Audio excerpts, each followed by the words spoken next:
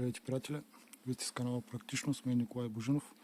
Ще монтираме тук една лампа за оградна порта, дето като се отваря и мига. Обаче не мога да разбера защо така ги правят тези лампи.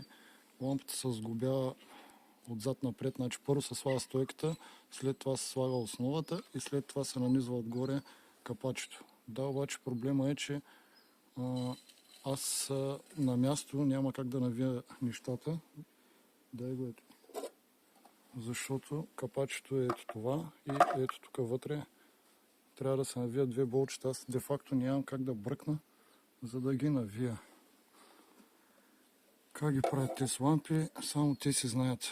Ами напред да се сгуби, да се вържи и после да може да тази снимам, че ако го направя обратно, тук не мога да бръкна, за да навия болчето.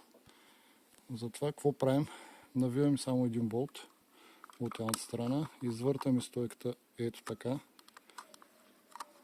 за да може да се работи. И след това я връзваме, сгубяваме, връщаме обратно и толкова. Така, с 300 зора я монтирахме и тук има едни болчета вътре. Дето с 300 зора ги навихме и после я връщаме внимателно.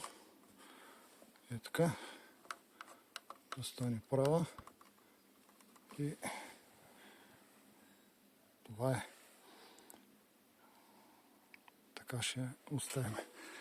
Видим как е служил тук. Добре. Горе-долу. Добре. Това е, приятели, с 300 зора монтирахме тази лампа. Не знам защо така ги правят тези производители и не мисля, че това нещо трябва да се монтира. Те всъщност за много неща така правят, ама това е положението. До нови срещи, всичко добро!